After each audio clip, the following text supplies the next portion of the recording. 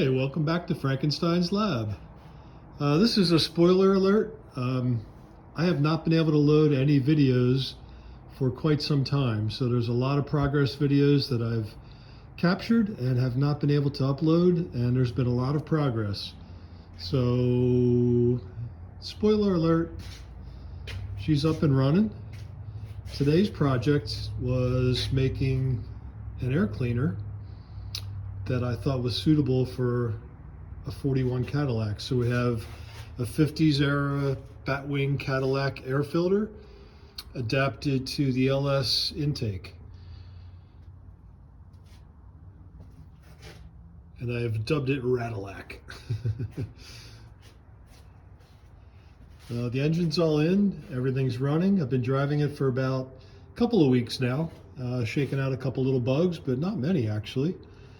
Everything seems to work very well. I'll pan back here a little bit so you can see the front end.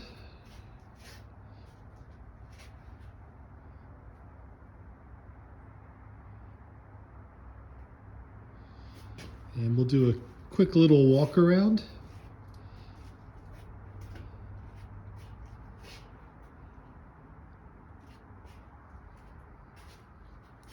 We added a visor, 40s, 50s era Fulton visor.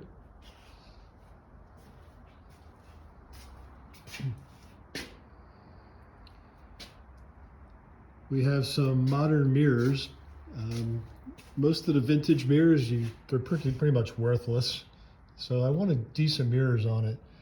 And I got a set of mirrors off a Lincoln MKZ and made some adapters in here. These are steel offsets. The MKZ has a curvature, a convex curvature, and the mirror base for the Cadillac would have to be a concave. So I made some little interfacing plates. Open a door here. We have some temporary door panels just to keep things clean. Make it a little nicer to drive. The seats are in, center console's in, the dash is in temporarily. This used to be a big clock here. There was a giant hole. That's all been welded in with metal. Same on the other side. So we'll keep walking around here. Let me pan back a little bit here.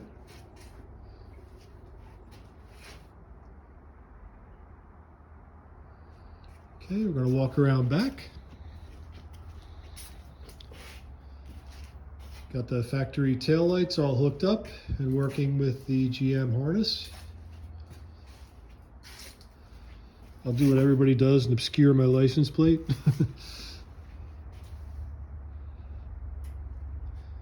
Bumpers all mounted up to the Yukon frame, which was a little bit of a trick, but we got them nice and straight and we got the height correct.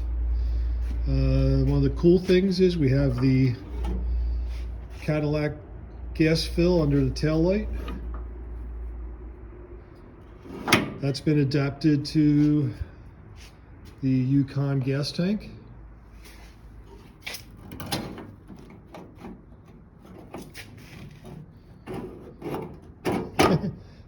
There we go.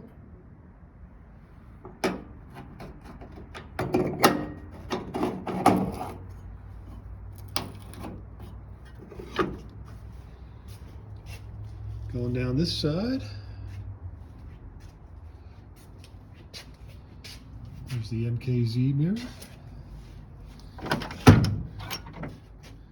And one of the coolest features, I think, is the gauge panel.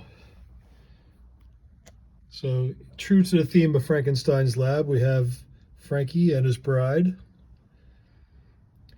And the gauges are actually a single pane. Let me see if I can get where I can see the other gauges here.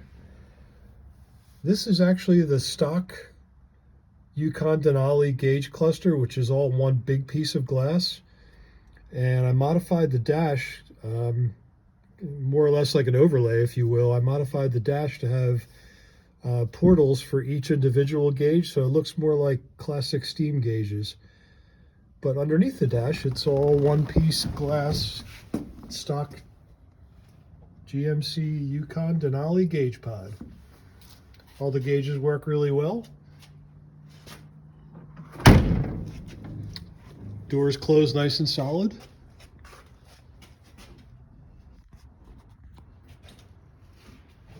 Come back around front here.